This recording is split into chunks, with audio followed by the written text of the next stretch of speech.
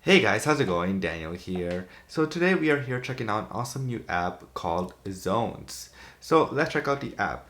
So Zones is a pretty much a to-do app that allows you to be reminded of what you need to get done throughout the day or throughout the year, pretty much. So how it works is pretty simple. So the app is called Zones, right? So where does that name come from? Well, there's each zone here. Each little area is called a zone. So like this right here, my to-do list is one zone. If I swipe, what to watch is another zone. And then of course, my work here is another zone right here. And you can actually go and create more zones as well, or delete them or edit them.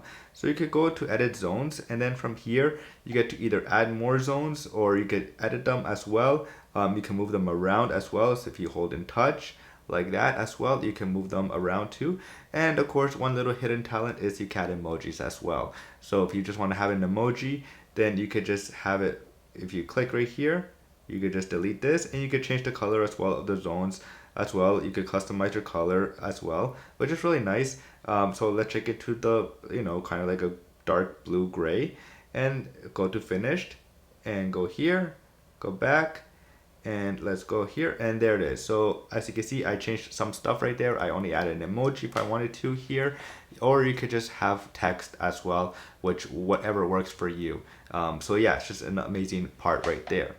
Now, one of my favorite things, of course, that caught my attention about Zones, not only, of course, the beautiful design of the app as well. Here, as you can see, it's super easy, easy to use. There's not a lot going on the face here of the app. So you could quickly, of course, add whatever you need to do. You could either add a new task, but one of my favorite things about this app is the new idea section. So you can actually go and tap, and if you have a new idea and you don't want to like be reminded of, you don't want it to be a task of and add a day and a time and what you want to be reminded about. It's just maybe a new idea for maybe a YouTube video or something like that. You could quickly add your new idea right within the app right here. And of course, one of my other favorite things is that if I go to my idea sections right here, so let's say I want to make a video about like this one, I could go to three dots and I could turn it into a task. And so I could just go back to task, and then it'll be right there as well. So yeah, it's just really awesome. And like I said, amazing app, simple, easy to use. And then of course you could go and add more, of course. But one of my other favorite things, of course, is that it's not a new feature. Of course, we've seen these in other third-party to-do apps as well, where you can add, it uses computer algorithm kind of thing to know what day and time you want to do. So let's say go for run. Oops. Yeah. Go for a run tomorrow at, let's say, so as you can see, it's suggesting what time maybe I could go for a run, but or I can add my own time. Let's go with 6 p.m. And then from there, it will automatically remind me, of course, since I do have reminders, I mean, the notifications on for this app. And then from there, it's done, and we're good to go. And so I'll be reminded tomorrow at like 6 p.m. to go for a run. So yeah, it's just a nice little simple thing right there that I really liked about this. And so we're gonna move this one back. So let's see if we can move this guy back. So let's edit this one. So here you can set the difficulty, you can add notes, you can add subtasks as well. After you added a task on it, you can add more subtasks, which is really nice. We've seen this on the Notes app by the default one on Apple as well. But let's just turn this into a, oops, it looks like I won't be able to switch it back. But yeah, you could just, it'll be right there, I guess, for that one. But yeah, it's just a really nice app. And one of my other favorite things about this application is the scorecard right here. So the scorecard, of course, allows you to see how many tasks you have completed. So as you can see, I haven't really completed any task. I will be completing some of that today and tomorrow. Time focused, so I'll talk about that little feature soon. And then of course, what I like about this is the level 2 or levels stuff that you could get. So you get like mini little trophies kind of stuff. So you complete 20 tasks, you get to reach higher level after, and I don't know what you get at the end, but other than, I guess you just check it off and you become a higher level. And then of course, the remember to plan your week, of course. So I get reminded about this once a week. So I set it up for Sundays, where it will send me a notification that I need to plan out the week, and I could just write whatever task I need, which is a nice little feature right here to have, because sometimes I forget to open up a to-do app and write my plan for the week and what I have to get done and everything. So yeah, it's just right here. And then of course another one is my goals area. So my goals area is short-term goals. So to be a super productive on YouTube channel. So that's my short-term goal. My long-term goal, of course, is reach 100,000 subscribers, which is of course a long way off.